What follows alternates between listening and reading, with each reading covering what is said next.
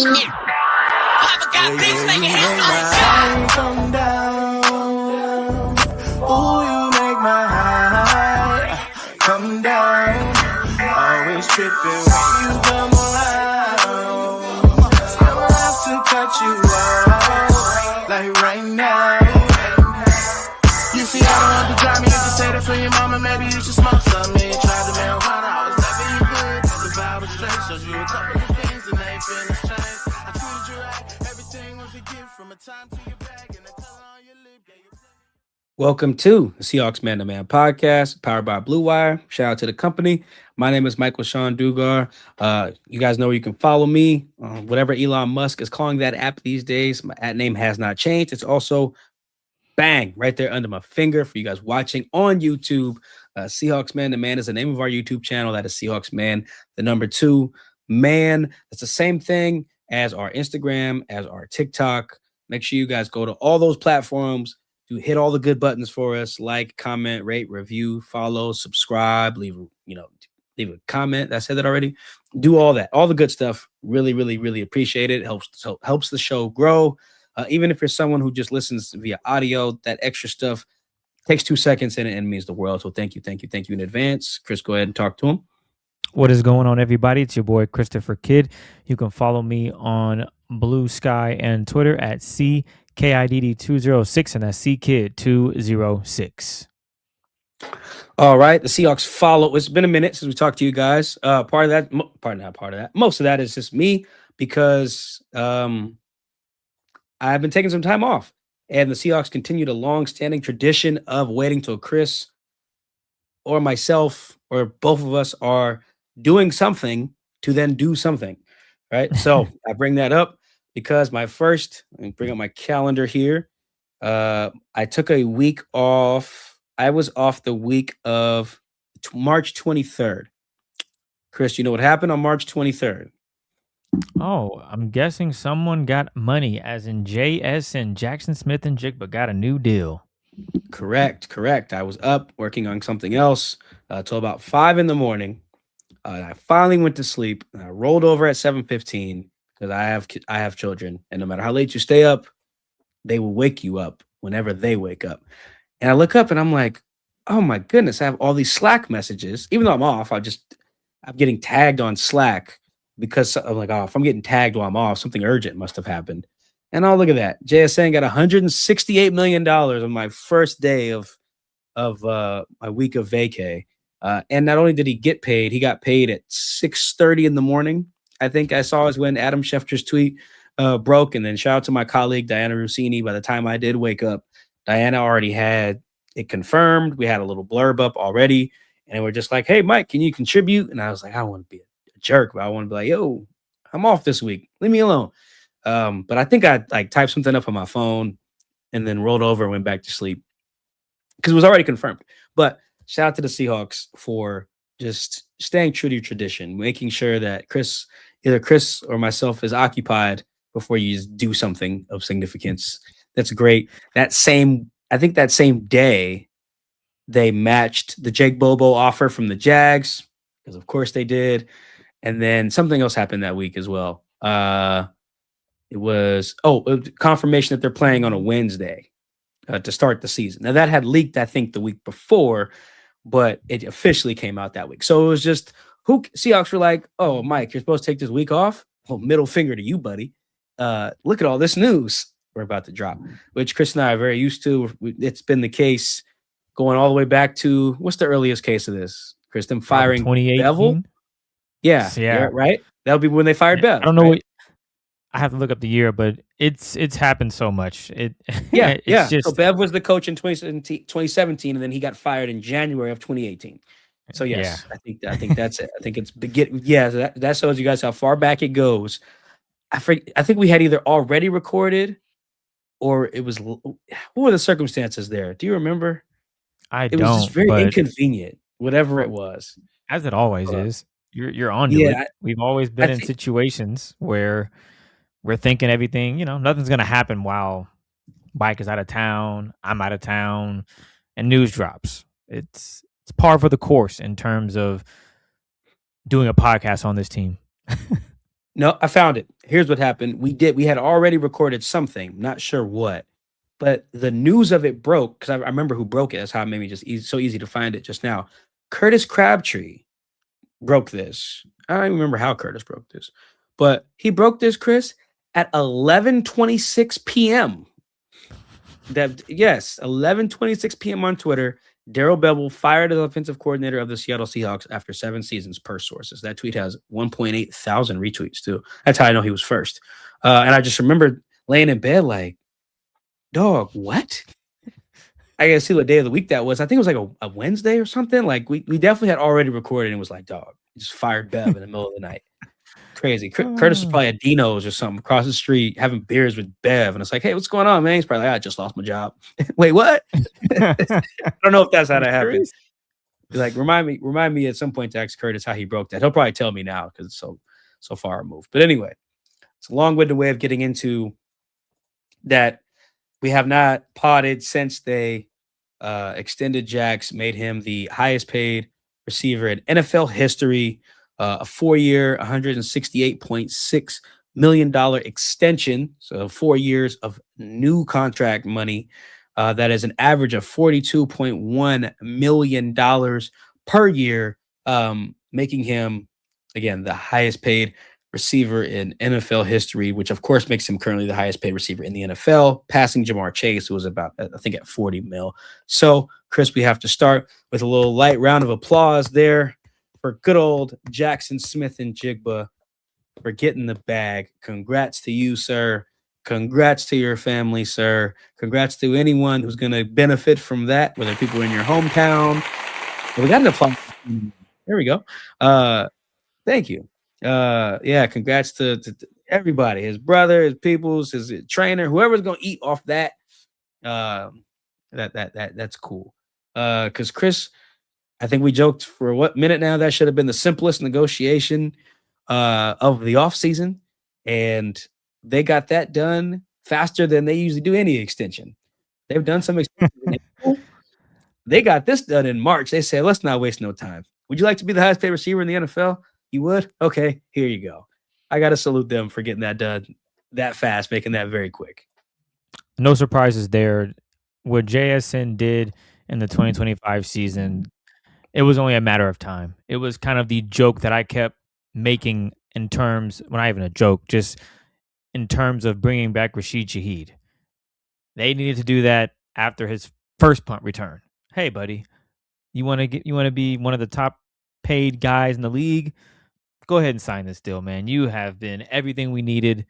It's been great. Let's bring you back for another year under the system where you can be a better threat as a wide receiver and still do damage in special teams. But you know what? JSN has earned that. He was arguably, if not the best wide receiver in the NFL last season. He was kicking behind every single week. And he also got better in one facet of his game, run blocking. I know it's more of a, do you want to go out and do it on Sundays? And he did a lot of that. So shout out to JSN for earning that top spot.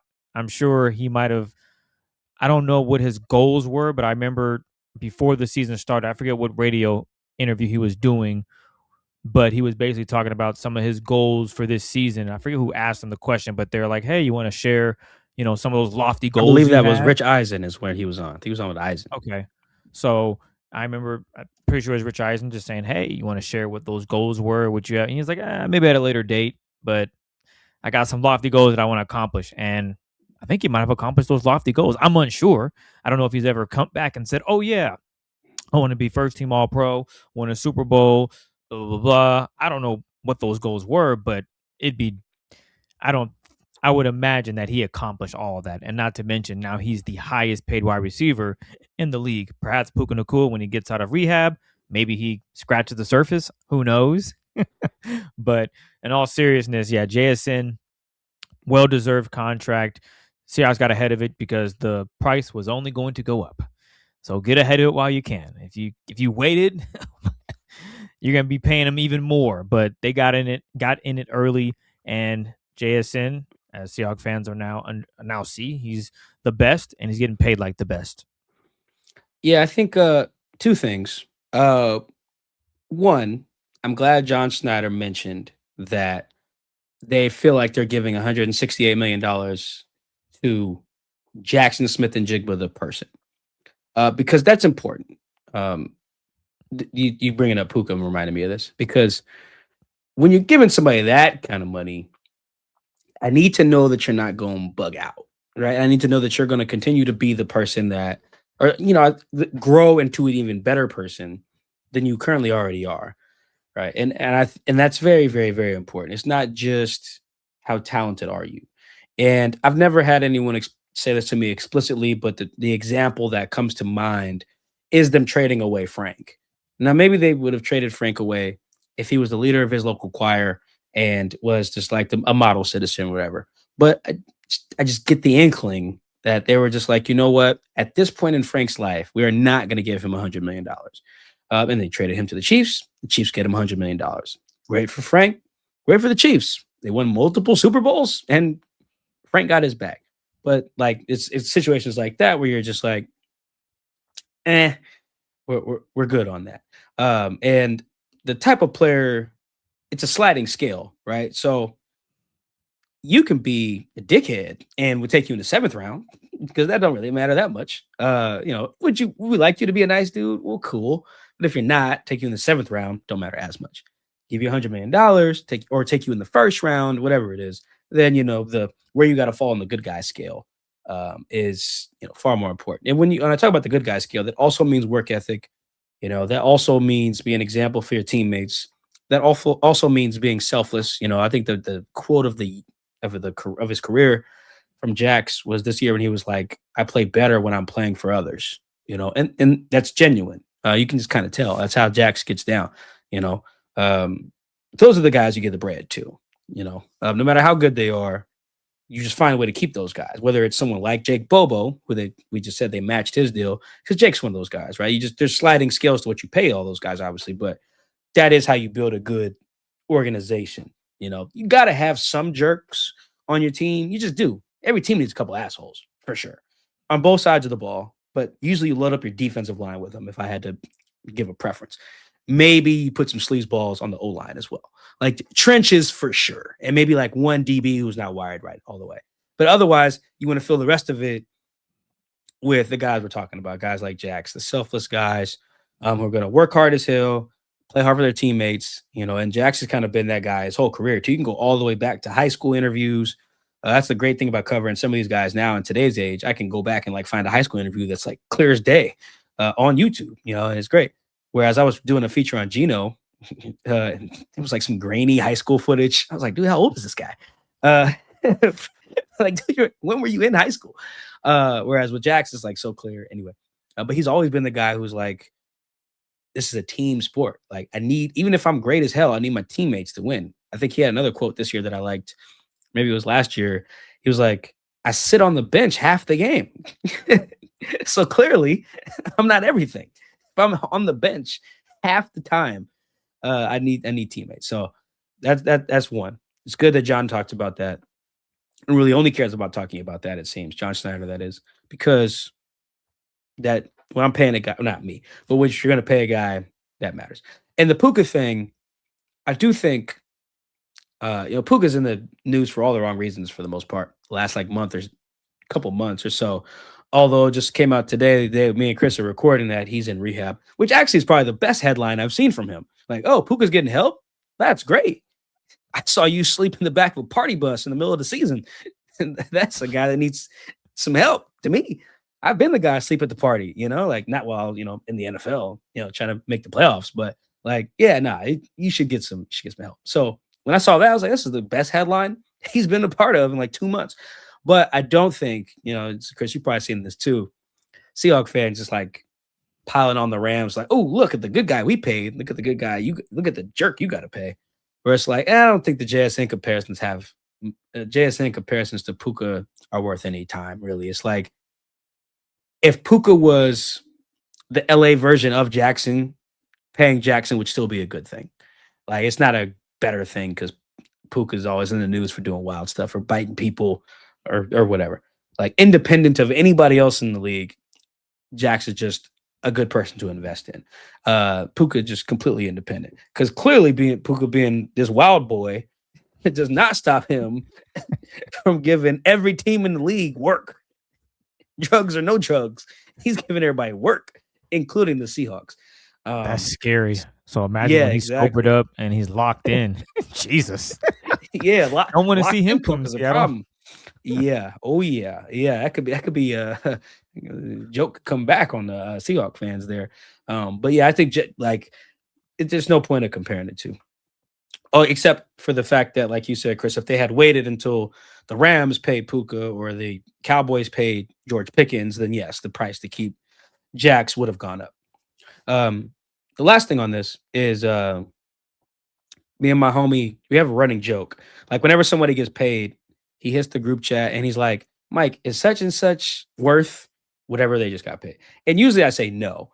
No matter who it is for the most part. Like for instance, is like, Doug, is Trent McDuffie worth whatever Trent McDuffie just got? I was like, no. I was like, no, because my stance is usually, unless it's a quarterback, chances are no, not really.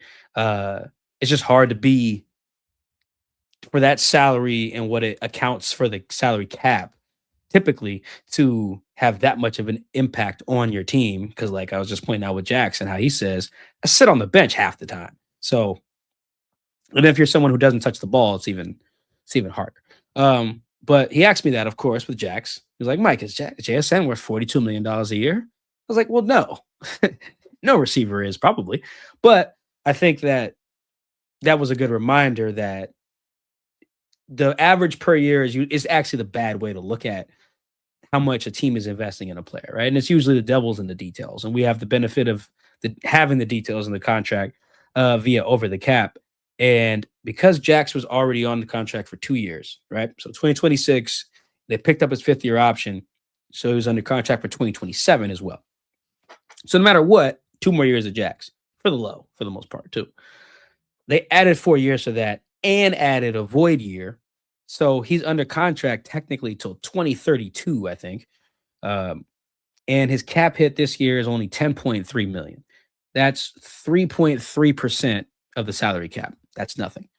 Next year, salary cap hit $15.6 million. That's 4.8% of the estimated salary cap for next season.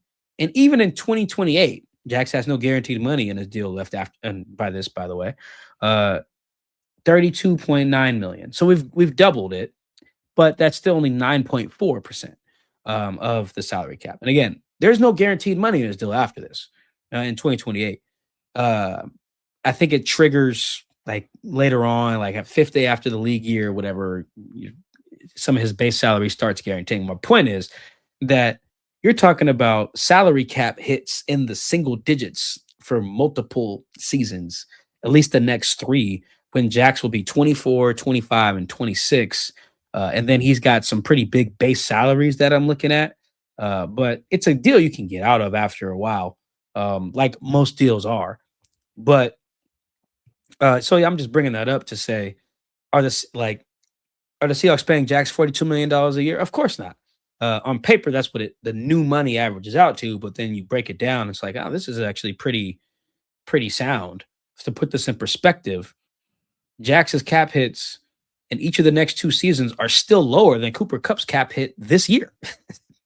Like, I think Coop's at let me make sure I got the right number. I won't give you guys a bad number. I think Coop's at like 17 million. I think he's got like the 4th highest cap hit. 17.4 is Cooper Kupp's cap hit. That's 5.6% of the salary cap. Like Jax's cap hit doesn't hit that until 2028. Doesn't hit that number. And then with all this flexibility in future years, if they need to borrow against Jax's contract, they can too. So basically what this contract amounts to is a lot of guaranteed money for Jax by way of like a signing bonus, which I think was like 36 million, some option bonuses in there. I think a lot of it's guaranteed for injury at signing. I think like 120 million.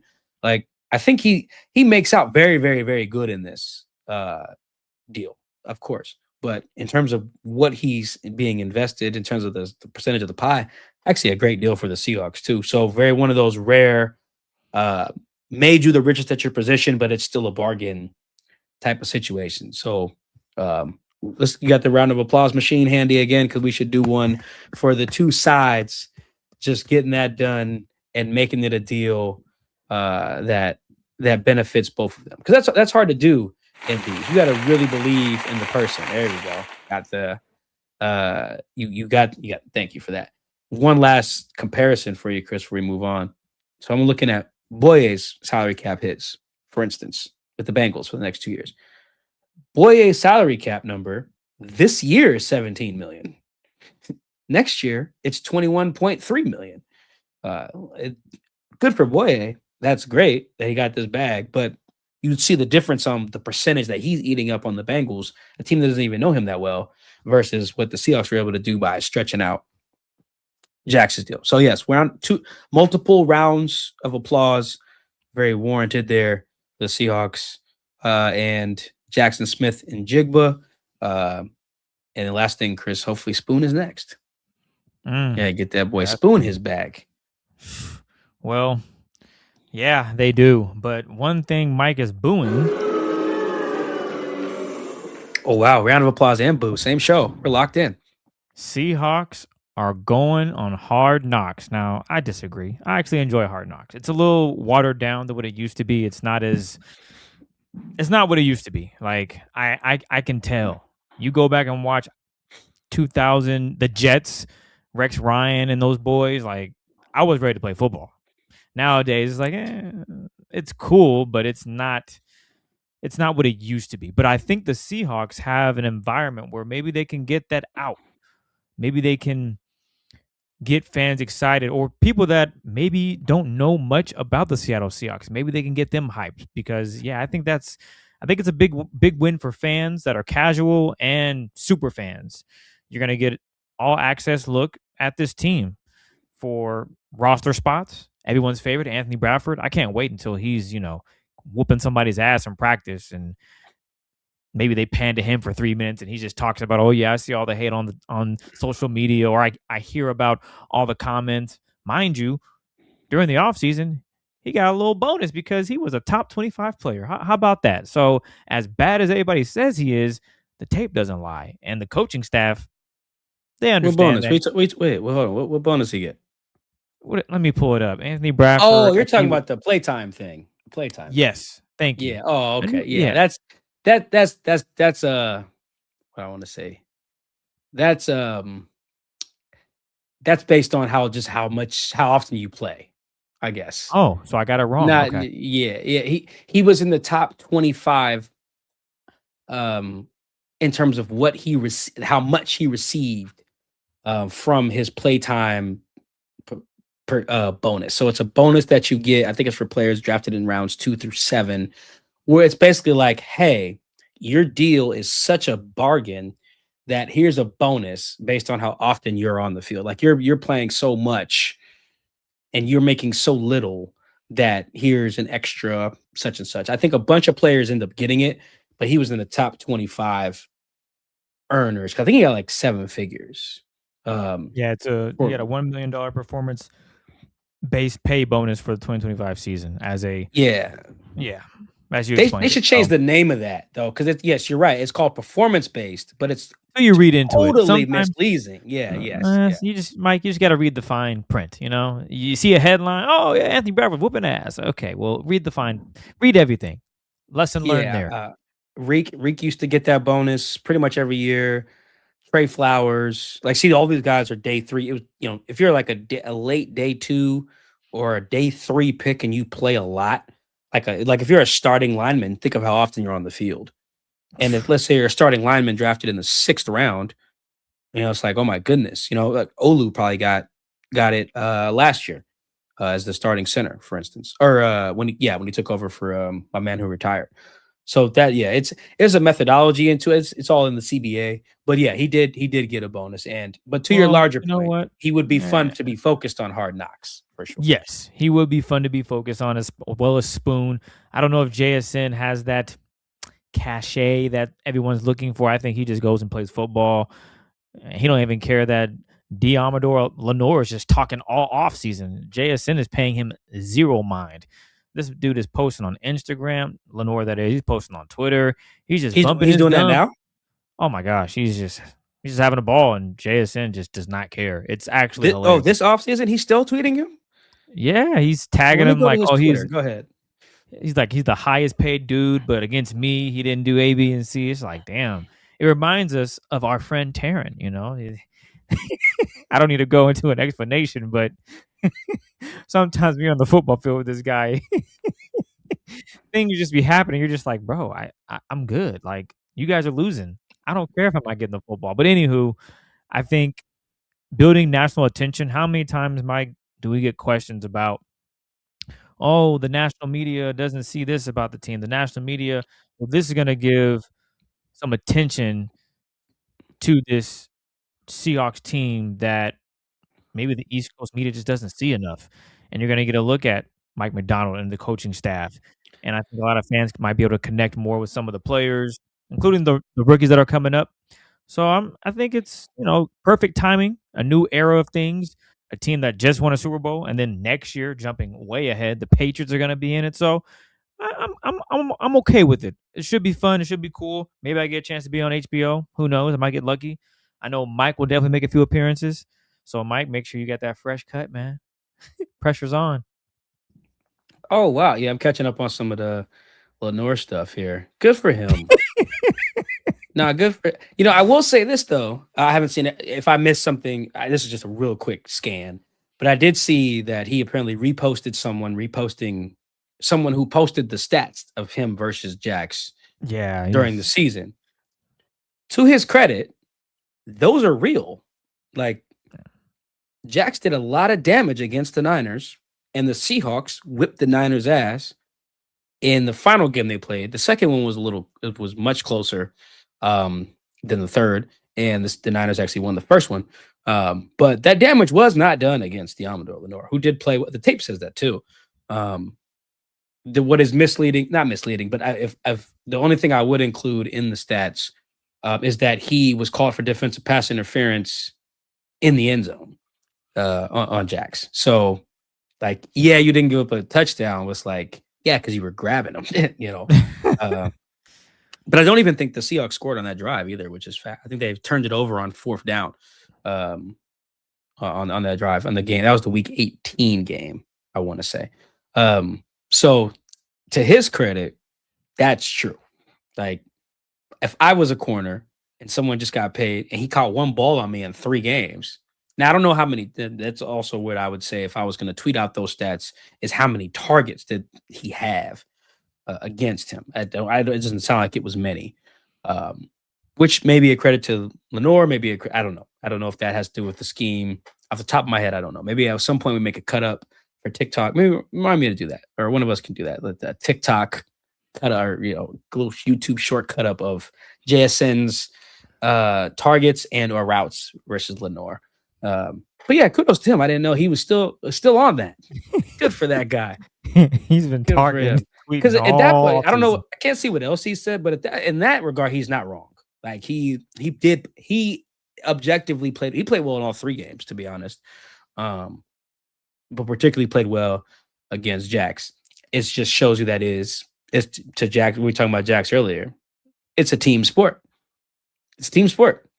You can lock up on your side of the field, and if the other 10 guys stink, then your team can lose by 35 in the playoffs, which is exactly what happened. Now, one of those touchdowns was on special teams, but yeah, and it's also I'm seeing some of the tweets too in response to him. He's getting killed. That's why he got lobbed by a couple of these fan pages. That'll do it. Oh wow, Jack said he would fight him.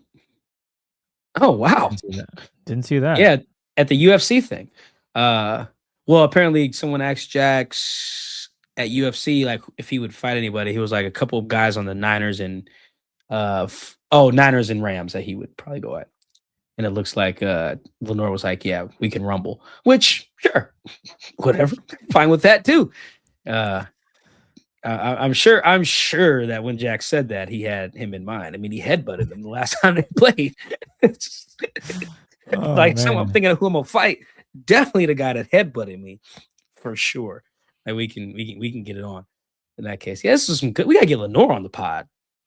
I know it's a Seahawks pod, but I would love to interview this guy. I'm sure you have the. I am very confident we can make that happen. I am so confident. Wow. I actually want to do it too now. Yeah, he seems fun. He seems fun. I like this guy. I get why Seahawks fans don't. Quit crying. Why you holding? Yeah, every year he has some Jack stuff. See, and here's the thing. He said all that stuff last offseason about like Jax is now he was like, oh, Jax is a crybaby. I don't think Jax is a crybaby. He's not one of those guys who like goes to the refs quite a bit. But in the first time he played Jax, he didn't catch a ball on him. And it was like, now he had 124 yards. It's just on your teammates. That's the only downside about this guy is that he just sets up his teammates to get cooked. Particularly that Renardo Green cat. He's like, all right. God. Lenore's like, yeah, let's go. I want the Jax matchup. Yeah, let's rock. And Robert Saleh's like, nope, Renardo Green. Renardo probably gave up like 200 yards in the 3 games while Lenore gave up nothing. It's like he basically wrote the check that his teammates couldn't cash, which is not his fault, but it is pretty hilarious. So that hopefully that's part of the Hard Knocks Jax segment. That's got to be definitely, yeah, that'll definitely spice things up. But I know, Mike, you are like you are not a fan of Hard Knocks anymore, as it has fallen off tremendously over the years. Yeah, it's just not. It used to be like appointment television for me. I think it comes on Tuesdays. I think I used to be like, yeah, man, let's watch. Either watch with my mom or watch with my then girlfriend. You know, my wife, she loves it. You know, but I'm just like, nah, because it feels like, for one, as you mentioned, you mentioned training camp battles. It does seem like, and I missed this last season. Who was on last season for the Buffalo Bills? One? Oh yeah, I watched like the first episode of that, and I was like, this is not doing this. So I don't know about this last one, but it does feel like the emphasis on making the team has gone away. Oh, it completely is. Yeah, like it used to be so much, because that's what training camp is largely. It's like the veterans sharpening themselves, and then the young guys, or even some old guys in some instances, trying to make the team. And that was compelling content. And it feels like it's less and less and less of that, particularly because now we don't see them actually get cut anymore, which is fine. Like the fact that we were watching them get cut is kind of cold. But it was great TV though. And at the end of the day, it's Hard Knocks' job to make great TV. If it was like make great TV ethically, there would be no TV shows, you know? So like that, I have to judge the TV product on that. So that's one. I think 2, Hard Knocks has the same problem as the media week of Super Bowl, in that, in theory, the media week of Super Bowl was a great idea because 20 years ago, a lot of the guys who made that stage were introducing themselves to the world in a lot of ways. You know, it's just whether you didn't play in a market that was on a lot of Sunday Night Football or Monday Night Football or just whatever, or the America's Game of the Week. And so if you made the Super Bowl, it was like, oh, wow, we're getting to know such and such and such and such. Now with TikTok and teams having their own social media teams, not even just one person to run their social, they have social media teams now, and all this content every week. And teams have their in-house documentary series already. And all these guys have their own social medias and their own brands and their own YouTube channels. By the time we get to Super Bowl week, if there's somebody you don't know, it's like, well, chances are they're just not that interesting, because the interesting people get featured by then. So that week is kind of just is pointless. That's why it's then now been defined by all these people from other countries, damn near, or bloggers coming in, influencers asking just one question, one random question to everyone. Like, hey, what's your favorite? What do you like more, peanut butter or jelly? Go. Ask it to 20 guys, make a clip, and then roll. Or like, hey, if you could meet 3 people, dead or alive, who would, just almost icebreaker questions, or just randomness, or like asking Sam Darnold to wear something on his head, or all the weird, that stuff. That's why that's the thing that hits in Super Bowl media week, because it's not just like, oh, wow, look at this star that's kind of been in the shadows or been tucked away on a Jacksonville or a Seattle or a Chargers or whatever, a team that's not super spotlight. So we don't have that. Hard Knocks has the same issue. Okay, cool. They're gonna spotlight Leonard Williams. Great. Who does not like what part of Leonard? How much is Leonard gonna let them in for you to really know Leonard in a way you don't now? Or and there are some guys who, if they did do that, uh, it would feel new to a national audience, like AJ Barner. Cool. Uh, how much time and how many resources are they going to allocate to that, and then how much is going to get left on the cutting room floor? How much are we actually going to see? I just don't think when they've done some of these player profile thingies that they've actually just been any good. Whether because the team does not give them the right access, the storyline itself was meh. Maybe that's the problem with the producers and what they're choosing, or the player is just not opening up to some strangers for HBO that he doesn't know. Which is, it's probably a lot of that last thing. It's like, yeah, AJ is actually really compelling to me. Is AJ going to open up to random HBO person? Probably not. And that's maybe he will, maybe he won't. But I think that's from what I've seen too. That seems to be an issue that like the people who they may open up to are not the people that just met at HBO. Like I just was I was at the owners meetings, which we'll get to in a second. I was at the owners meetings talking to Ari. Ari is one of the team reporters for the Seahawks, and she was mentioning that she was going to do a feature video thing on a player, and the player was reluctant to do stuff like that. But he was like, you know what? I'll do it for you. I know you. I see you every day. I'll sit down with you. We can do it. Now, they didn't ended up doing it for whatever reason, but I'm using that example because there's that rapport that makes those things strong. That's the gist of what I'm saying. And sometimes it hits. Like when they did, remember they had Aiden. That's how I figured out who Aiden Durde was. Remember that one when the Cowboys were on there? Yep. I was like, who's this British guy coaching football? Yep. Yeah, and I thought that was really good. I wonder if they feature him again, but that was good. And every once in a while we do get some ones like that. And part of that was because if I remember correctly, AD was willing to give them some stuff too. And some guys are more willing to open up to strangers, some aren't. So, and I feel like just that we're getting more of the some aren't. Either that or the storylines they're picking suck. But I think that if I had to pick some, they should have me do this. They should like contract me for HBO. Let me get in there. You know the players. Yeah. Yeah, and then sometimes just the thing that is really good for what makes that player compelling, you can capture with just like training camp footage and maybe a trip to his apartment. Maybe some of those guys you can. For instance, a Spoon segment is going to be really good because you can just mic him up and just run the footage, and that'll be fine because Spoon's a character in that way. That won't work for Jax.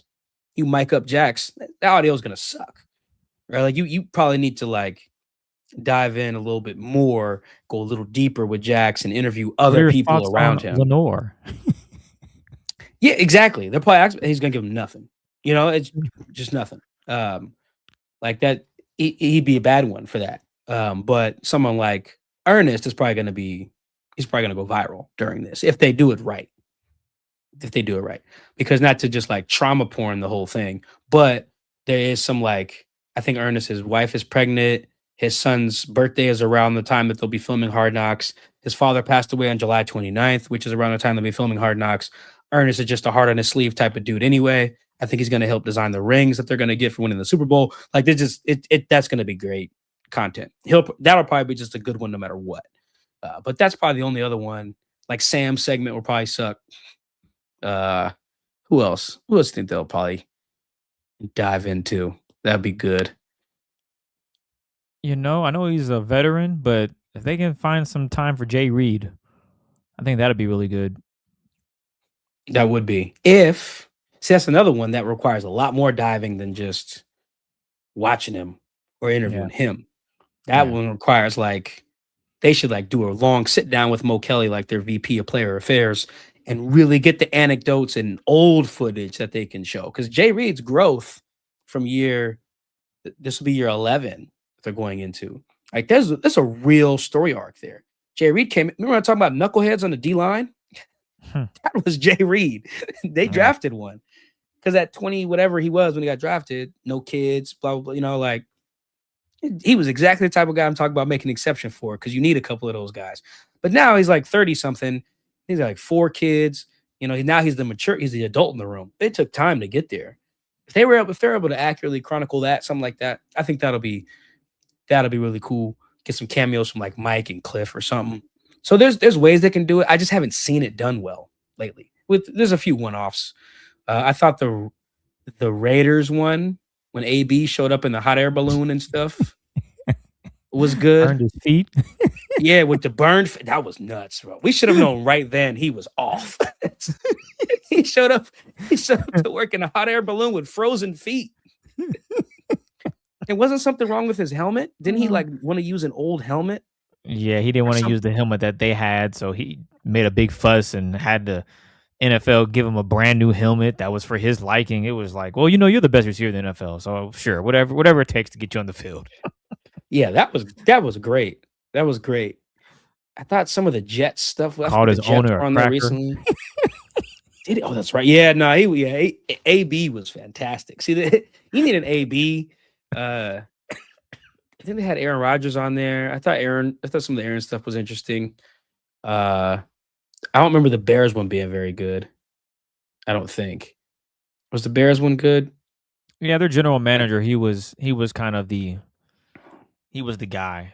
He got a really in-depth look on the brother, and he really cared about the players. Not that a lot of GMs do or don't, but I mean, he was crying after he had to cut a guy. He cried when he cut a guy. Yeah, I remember that. Yeah, and that was like, damn. I think HBO was like, yeah, we're probably not gonna do this anymore. This is too much. But yeah, who did he cut? He was a safety, Colbert, I believe his last name. Yeah, for the Seahawks. Yeah. Briefly, I remember I interviewed him for my Quandre story. He's very close with Quandre. That's why I remember. That's why I remembered that. And that was when Simone Biles' husband is on there, right? Was on there at the time. If I remember correctly. The jokes he got, Jesus. Yeah. See, so there's been some. As obviously, I'm recalling these off the top of my head too. So it can be good. I just, in general, the whole product is like the last it feels very watered down. Go ahead. Last one before we move on into Mike McDonald's comments from the owners' meetings, but when Chad Ochocinco was with the Dolphins at the time, and he had gotten into a domestic dispute, and he got. Philbin was like sitting in his chair. It's like, hey man, we're gonna cut you. Chad's like, what? I've only made one mistake. And he's like, yeah, we're not allowing that. Like, we know you're great, but we gotta draw a line somewhere. I'm paraphrasing. That's not exactly what he said, but yeah, they just cut him. And Chad was like, well, thank you for the opportunity. And that was that. And I was like, damn, they just cut one of the legends, but I get it. He crossed the line. Philbin was like, you're great, but we have goals here. We have aspirations and things how we handle business. You didn't handle it correctly. You're all over the news for the wrong reason. Best of luck to you and your whatever you want to do next. And they cut him. And that was like, that was great. Oh my gosh. That's exactly to your point. It was, we're not the moral police here, but that was great TV. Yeah, that was. No, that was great. That was great TV. I think this is the best time for the Seahawks to do Hard Knocks because it does feel like teams. And this is with their own in-house documentary as well. And they feel like they have more. I feel like teams have more control over what gets cut out. Like they have more. It seems like they have more editing power, and it seems like they can steer narratives. Like you can basically turn it into just like propaganda on your team, basically. Whereas before it felt like journalism on your team. Now it feels like propaganda about your team, which is fine. I'll watch it, but. That also feels like how documentaries now in general work in sports. All these documentaries just seem like propaganda about whatever the subject is. Like, oh, look, Steph. Oh, look, Johnny Manziel was great. He took this little engine that could, Texas A&M, and made him great. He was like, what? No, man. He had a bunch of help. Same thing with the Swamp one about the Florida teams, Urban Meyer, all that stuff. All these docs, The Last Dance, it just seemed to be just like puff pieces for whoever the subject is. Except for like the OJ ones. Those are all journalism. But outside of those, it seems like that's kind of where sports docs have gone, even those starting 5 ones on Netflix and the quarterback stuff that they do on Netflix as well. So if this is a time to have cameras follow you around, this seems like to be the right time for the Seahawks. Because if they were on in 2013, No. That would have been just explosive. Now they're on in 2026. Like, be some puff stuff, some nice stuff on Sam. Pick a bottom of the roster guy, maybe some Jake Bobo stuff, and whatever. But yeah, it won't be the explosive stuff like the stuff Chris just outlined with that Chad. They won't see anything like that. Nothing controversial. Yeah, maybe a practice fight or two. But yeah, it won't be what I would want it to be. But hopefully it'll be good. Either way, I'll be watching. If it's bad, I'll watch. If it's good, I'll watch. So don't matter. Well, Mike was down for the annual league meetings in AZ, Arizona, and Mike Macdonald, he revealed that the Seahawks, they ain't looking to defend their championship. And I quote, "Yeah, it's not a thing. We're not defending anything. I've already talked to some of the guys about it. They are great. The guys are awesome, and they know what they need to do. But it would be good to work through those things." And that's what we told reporters down at the league meetings. And for me, it was like, the hell are you saying, Mike? And I know what he's saying. I understand the messaging and why he's doing that. It's obvious. There's no entitlement, no shortcuts. This is a fresh identity. It's basically a new team. And he wants to instill the hunger, the underdog mentality that you got to prove it every week going into this season. No one's looking at us and saying, oh, they won a Super Bowl last year. So it doesn't matter. Like, it's a new year. And that is how he is approaching this. The process over hype mindset. And is he right? Sure. Like, as a leader of men in this, as a coach, those guys look up to him. And if they have that same mindset going into the season, that it's a new year, it's 0-0, what they did last year, that's great. But they want to win a championship in 2026. So I understand where he's coming from. I'm curious to see now on HBO Hard Knocks how he goes into week 0 and all of that and approaching it for OTAs, which starts in a few weeks, which is crazy to say. My goodness, time is flying. The draft's coming up. So I understand what Mike Macdonald is saying. It makes sense. But it's like you did win a championship, but he doesn't want that to be the focus. It's a new year, new guys, new coaching staff. Let's go out here. Let's lock in and let's get our goal of winning a Super Bowl. Not winning another Super Bowl. Let's win the Super Bowl. And that's kind of how Mike Macdonald's been throughout his tenure as a coach. And it's good to see someone doing it differently, because I feel like 31 other coaches are like, yeah, we're defending our title. And that's fine too. And Mike Macdonald's saying, no, we are not defending. We are starting from scratch, and we're looking to do something special this season.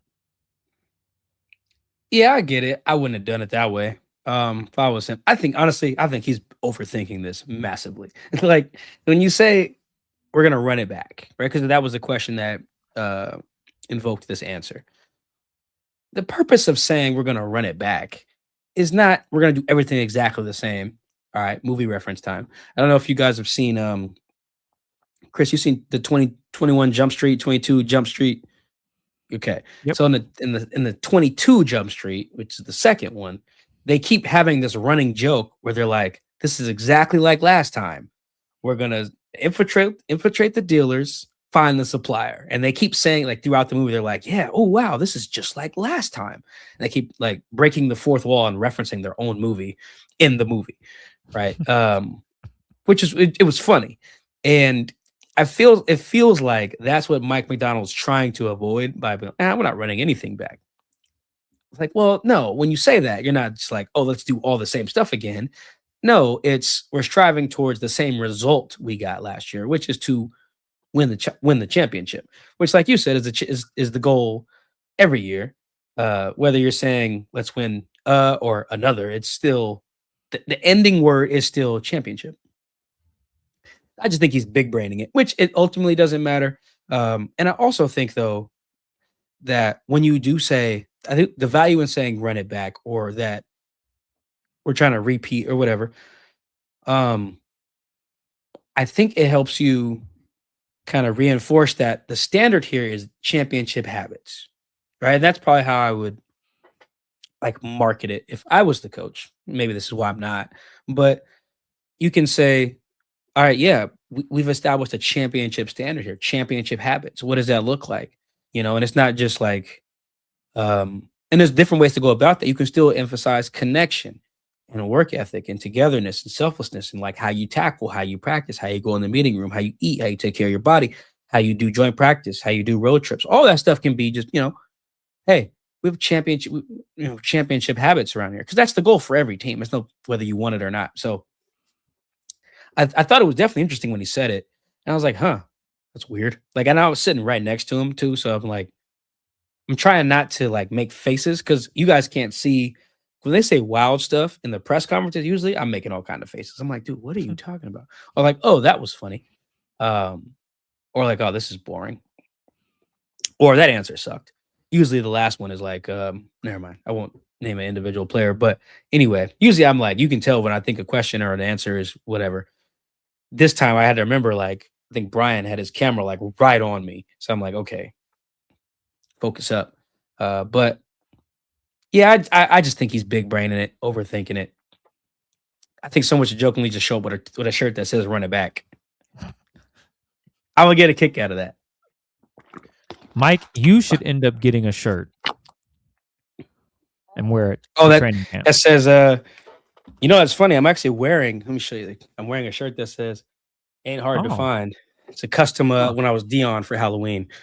Deion Sanders, that is. Maybe I'll work with the shirt that says "Run it back" or a hat. Yeah, I think that'd be funny. I think that would be funny. He might look at you and be like, "Huh?" He definitely would say something. He definitely would, and I would explain it to him. That's the thing about I'm at the point now. I'm so comfortable in my career. I ain't gotta lie. It's fun. Speaking of owners meetings, I was talking to Mike and his wife, Stephanie, and I saw my owners meetings. Just say, hey, Mike, how you doing, man? And I was explaining. He was like, hey, how you doing? Small talk stuff. I was telling him like I was supposed to go on paternity leave whenever the season ended. And I was like, well, the season ended up going longer than I expected. And his wife was like, oh, damn. Like, oh, you didn't think we'd win the Super Bowl? And I was like, no. Oh, that's why. I'm like, yeah, no. What the hell? Not gonna lie. No, I didn't think that. But I'm not gonna be like, oh, yeah, I thought that. No, I didn't. Didn't think you did. I think you did till like December, which is fine. I'll keep it funky. So yeah, if I had that shirt on, it was like, run it back. What's that? It's like, it's what your message should be, coach. I wouldn't say that. But anyway, I will just speak my mind on stuff. Like I feel pretty comfortable doing that, being honest with the guys and stuff like that, saying, hey, I didn't think this, but now I think this, or if they ask my opinion, I'm like, I'm not gonna lie. Like I remember one year, it's been multiple years actually, when someone was like, what'd you think? They were gonna win? I remember one time I was like, I don't know, man. They actually lost the last time that happened, they did lose. But it didn't happen this year. That happened. That happened. I want to say before a Niners game. Maybe the Thanksgiving one they lost to the Niners. They got packed up too. Man, they did. And wasn't that in San Fran too? No, that was in Seattle. It was a Niners game. It was around that time though. One of those. It was either that or like. I think so. It was either that or like the playoff game. Maybe the Niners won. Right? It was like, what you think? And I'm like, well, I don't know, man. Like, because I'm running crosses and daggers. It's a wrap. Yeah, I think it was the playoff game against the Niners where it was just like somebody was just like, not me to make a prediction, but it was just like, you just see somebody like, hey, what you think? Like, how you feel? What you think, Mike? I was like, I don't know, man. If you guys remember the first time they played them down there, it was like 27-7, I want to say. They didn't score on offense or defense. It was, I think they blocked a field goal or something, and Mike Jack scored. Yeah, it was Reek. Reek blocked it, but Mike Jack, you're right. Yes. Yeah. So that was their only points. That was the game, I believe, DJ Dallas threw an interception. It was just like, no. And then the game up here was only marginally better. I believe it was Thursday Night Football. I think it was Brock Purdy's like second or third start. And I think Jimmy G, it was either Jimmy G or Trey Lance broke something in the game they played down there. So they had beaten them using all 3 quarterbacks. One of them being their 7th round rookie. I just remember thinking these guys are a lot better than you guys. So whoever asked me, actually I remember who it was now. But it's like, yeah, what you think? And I was like, I don't know, man. You guys gotta. I think I said something like, you guys got to be ready up front, man. Like stop that run game or something like that. And that did not happen. Anyway, but yes, long-winded way of saying I would be very upfront. I would say it. Not that I ever be like, oh, you guys are ass. That's dumb. I would never say that. My rule still is don't say anything up here with you that I would not say to a player's face or a coach's face or whatever. But yeah, I do remember that. I'd be like, oof, do I need to lie right here? Because I thought that was going to be a blowout. I was telling everybody who asked me. Yeah, I was like, yeah, nah. Put money on the Niners.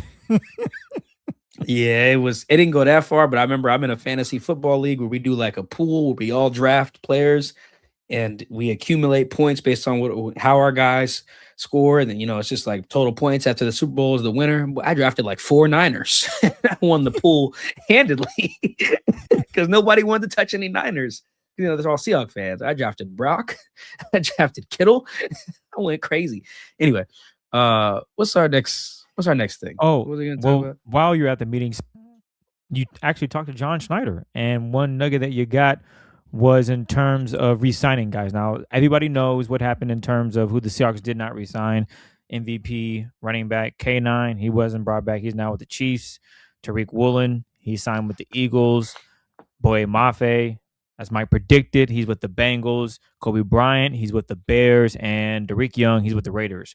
And Mike, you basically asked him, like, were you close to bringing those guys back? How's that process working?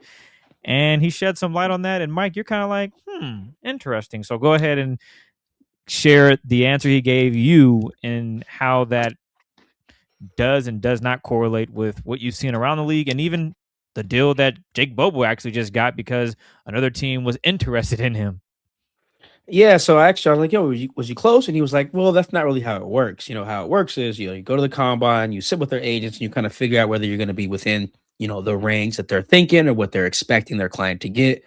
And you kind of either are or you're not. And it's not about like, were we close in terms of bringing a guy back or not? And I was like, okay, cool. But in my head, I was like, I don't know. That contradicts what you even said it's been like before, in terms of negotiating with guys. And we've seen in free agency teams be close to signing a guy. We saw that with who was that? Milton Williams, I want to say, who almost, I think, did sign with the Panthers a couple years ago. Yeah, chose the Panthers, chose the Patriots over the Panthers. Like they were close in tons. I believe the other teams were close to signing Shaquille Griffin when he signed with the Jaguars. I think the Seahawks are one of them, for what it's worth. The 2 Georgia linebackers that went with the Raiders this year, I think it was Quay Walker and Nakobe Dean. One of them was close to going somewhere else. Yeah, I think it was Quay was about to go to the Cowboys and was like, yo, I'm going to go play with my man over there. We see this every year, though. It can go down the list, on whether you actually negotiate the in free agency. Now, I know sometimes they just actually don't. Now, sometimes it's like what they did with Mike and Cliff. They let them know, okay, you're in that range, cool. When you come down to our range, or if you do, not when, if you do, call us back and we can work something out, And that's why you may see some guys say they felt disrespected by the Seahawks because they were just like, they ain't even throw their hat in the ring. I think DJ Reed said that because they probably talked to DJ Reed's agent and said, you think your guy's going to get what now? Yeah, if you come down, you call us. Jets came with, I think, $33 million over 3 is what DJ got that year. And they were like, yeah, okay. Woof. Same thing with like a Damian Lewis. They probably his agent was probably like, yeah, my guy's about to get the bag, probably like $13 million a year, and they were probably like, "Oh, okay, yeah, tell Damien we love him, and you have fun with that. You have fun with that." And in that case, yes, you're not close per se, but we've heard them be close before. like I said, I think they were close on like Shaq and some other guys. I think John has even mentioned this before too. Jordan Brooks, I want to say he even said they had an offer out there before he went with Miami. Can't remember the details specifically, but anyway, whether that is totally accurate or not, how I heard John's answer mostly was no, we were not. And while that makes sense for like the Boye deal, and I can see with the Reek thing, if they were already not starting Reek over Job, they're not going to pay Reek more than Job. So if you're paying Job $8 million a year, and I know I said earlier that the average per year is not the way to look at it, but whatever, bear with me. If they're paying Job $8 million a year, well, they're not going to pay Reek more than that. That's probably why I think Reek had a tweet during free agency. It was like question marks or something expressing like, what the hell? I don't know. I haven't talked to Reek. My guess was probably like, dog, they offered what? or like the Seahawks said, call when we're in this number range. Like, excuse me? Probably something like that. But otherwise, I am a little surprised that, again, this is my interpretation, that there didn't even seem to be like a run at a Kobe or a Ken. Because all the stuff that they could afford them. We talked about that last pod. But then B, a lot of the stuff we talked about with Jackson, with Jackson in terms of the person, Kobe and Ken fall squarely into that. I think as people, forget the player, as people. And so yeah, well, I heard Jackson. When I heard John's answer, I'm thinking, yeah, no. Because then John also he complimented their agents. He said their agents did a heck of a job. That told me that their agents were like, yeah, my guy's about to get paid, and they're like, cool. Like I'm about to make up some numbers here. I'm not reporting these numbers, but let's say Ken's agent was like, yeah, I'm about to get my guy like 13, 14 a year, and the Seahawks were like, whoa, okay. So if he comes, if you don't get that though, and you're in the 7 to 8 range, you call us. It's probably like, all right, yeah, okay. Yeah, we'll call you, buddy. And then he goes out and signs with the Chiefs. Like I can kind of see that, but man, again, the person and the player, they matched up for what they want, and they got the bread. So it's kind of unfortunate there, but it did that. I took that as confirmation though from John to be like, yeah, nah, we wouldn't even playing them type of numbers, y'all. No sir, except for Shaheed, because Shaheed's getting $50 million. That's the only one that they were like, yeah, let's do that. Yeah, that makes sense. I guess for me, it is what it is, man. It is what it is at this point. So best of luck to Reek out there with the Eagles, man. It's gonna be a tough media and just fans. Screw up over there. Might be pitchforks and bunch of other things going on in your neighborhood after that. So, bro, they egged the OC's house in Philly. For real, egged that man's house. Hey, Petula, you know how you say his last name? He's not the OC anymore. But yeah, man, no, I'm with you. It's gonna be tough. It's gonna be tough up there, man. Yeah, it's gonna be very tough. You know what else is tough before we wrap things? There's a new tax coming down to a bunch of millionaires. You remember that song, Mike? I want to be a millionaire so freaking bad. I think that was Bruno Mars, right? I knew you were. I was gonna say yes. I remember the song, and you got me on the artist. I do not. I cannot remember. Well, nonetheless, on March 30th, Washington Governor Bob Ferguson signed a Millionaires Tax that'll take effect in 2028. And basically, you make $1 million or more, we gonna need a little 10%, buddy. And that is a challenge for these professional teams, John Schneider and company, because they're all millionaires. And now if it just makes things complicated. Mike, explain how this becomes an issue for the Seahawks, the Sonics, potentially when they get back here, the Mariners, how this could just be an issue, just having this crazy millionaire tax for athletes. Well, not just athletes, but for people that are making over $1 million per se. Well, yeah, we're in this context, we can only care about the athletes making this, really. But yeah, so the Dang, you got me thinking about whose song that is. When I heard the tax, I was thinking of Denzel and Idris Elba's interactions in American Gangster, where I think he wanted 20%, and Denzel was like, "Dog, 20%, that puts me out of business." And he said, "Well, don't sell drugs then, Negro." And then he shot him in the head next time they talked in the middle of the street. I was like, there should have been some middle ground there, like a little bit more of a negotiation. Anyway, what stands out to me here is that John Schneider is very adamant that this is going to hurt them. He has been very adamant that it's helped them, and they've actively used it against their rivals like the Rams and like the 49ers, who had the high cost of living and the state income tax. And they've been like, hey, they're offering you 15 million. We're offering you 15 million. You're going to actually see a lot closer to that 15 mil coming here. You're only going to see whatever, 9 of that. You go play for San Francisco, and it's still a $15 million contract to come up here. And he's called it a bummer. He said it's going to hurt them, like on the record, on the radio, with us in Arizona. So that's what stands out to me, because, if it was nothing, John would say it was nothing and mean it. And if it was something, he would say it's something and mean it, which he's obviously doing the latter. And beyond just John's words, and in some instances, we've actually had players mention that they came to Seattle in part because of the taxes, right? The one that stands out to me is Chinanu Osu, who is from the LA area, I believe. He's from Cali, if nothing else. Played at USC, got drafted by the Chargers, played there 4 years. And then when he signed with the Seahawks, he was like, yo, I mean, obviously wanted to come here, but also, man, them California taxes was killing me. He's like, I came to Seattle, right? And he had other offers.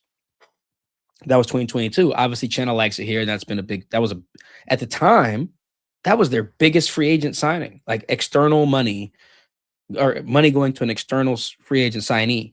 Channel's deal was like 2 years, 19. That was their biggest contract at the time. And the next year was Draymond Jones. But then another one that stands out to me, I forgot about till Chris and I were doing a show or doing a little pre-production, was Rayshawn Jenkins. Now, obviously not as good a player, but he outright basically said, hey, I got an offer from the Niners and I got an offer from the Seahawks. And he says, quote, I'm going into a team with a head coach that's defensive minded. And quite frankly, out of San Francisco and Seattle, the taxes as well. So I had to think about that, end quote. There you go. Now, would losing out on Rayshawn Jenkins have been the end of the world? No. But it's the process of it, because maybe there is a player who's better than Rayshawn that you do lose out on because of that same scenario. And so I'm glad I remembered that one, because that was where he used it specifically against the rival. And that's huge, because a lot of these guys who are from the South or whatever, they just view being on the West Coast as the same thing. And a lot of them is just like, oh, if I'm going to be on the West Coast, I might as well live in California in good weather. It's not often where they're like, oh, if I'm going to live on the West Coast, let me go to Seattle. If you're not a West Coast guy, this city has very little appeal to you, unless you know coaches, players, they're coming off a Super Bowl. Maybe you want to be up here. But like from a city standpoint, the team's not that attractive generally to all these guys who are from the South and even guys from the Midwest or whatever, East Coast kids, so on and so forth. So yeah, that stands out. And the last one, Chris, I forgot about this until I was watching some of their documentaries. Rashid Shaheed was like, the way he found out he was even getting traded here, his financial advisor called him and said, hey, Washington ain't got no state income tax. He's like, wait, what? You know something I don't? Like, well, yeah, buddy, you're going to Seattle. He's like, think about that. Now, that's a financial advisor, so of course he'd care. But still, that's the first thing he said. It was like, you're going somewhere you can get that bag. So yeah, because I think this is gonna matter quite a bit, and I think the Shaheed example was perhaps even more instructive, because that was a trade, and although it was a trade, Shaheed chose the Seahawks. There was another team involved, and he was like, if the Saints are because the Saints were like, well, they're offering about the same thing. It's kind of just up to you. What you want to do? You want to go here? You want to go there? The Giants kind of presented Leonard the same thing, like, hey, we're about to trade you anywhere you want to go. So Shaheed basically chose the Seahawks, even though it was a trade. So would he have done it again? Maybe, because part of that was Kubiak, and the Seahawks were better than the other team at the time. But maybe what if it's someone choosing between the Niners and the Seahawks, or the Rams and the Seahawks, or like, oh, if I'm gonna go on the West Coast, Cali it is, or the Raiders at some point, if they're good, which will be never. But either way, if the Raiders are good, okay, well, no income tax in Vegas or income tax in Seattle. Would I want you? So now I think it's gonna be a. I don't know, the Mariners, other teams, NIL for the Huskies, whatever, it could affect them too. But yeah, just for the Seahawks part, I am very curious to see how the new ownership, this will be a test for them, plays that. Like if it is, you get a Rayshawn Jenkins situation and they're like, all right, I think Rayshawn's deal was 2 years, 12 million, right? You get a situation like that where it's like, all right, us and the Rams are both offering 2 years, 20 million to this guy. If the guy says, man, what about can we make it so that the take home pay in Seattle is a little higher? Even though this Rams offer or this Chargers offer or whatever. Will the new owner be like, you know what? Cool. If we got to bump it up a mil to grab a guy because he wants to take home pay to match it a little bit, all right, so be it. Like I think that hopefully the new ownership operates that way, because this is not it's not as easy as people would think. I know guys who come here end up saying they love it. There's a ton of guys who don't love it here, which is why they just don't say it out loud. But it's tons, right? And there's a ton of guys who are like, I'm Seattle too far. My family can't come to the games or whatever the case may be. Yeah, that's going to be a big deal for you to be like, hey, we'll make sure the take-home pay is a little higher than that other team. Let's rock. And if not, yeah, you might lose some guys. Be interesting. They're not going to not build a team now because they have to pay the tax. But there's all these. There's example, and there's probably other guys who that was a factor for them not coming here, or that we haven't said it out loud like Rayshawn or like Chenna did. So I thought that was very interesting that John Schneider was basically like, yeah, guys, this thing sucks. Like, what are we doing here? Like, this is hurting us building a team. Like there was one GM I think he's from the AFC who joked with John at the owners meetings. He was like, yeah, I hope that tax passes, buddy. Like even the other teams are like, yeah, see, man. Yeah, take away that advantage from y'all up there, Seahawks. We'll see how that rolls.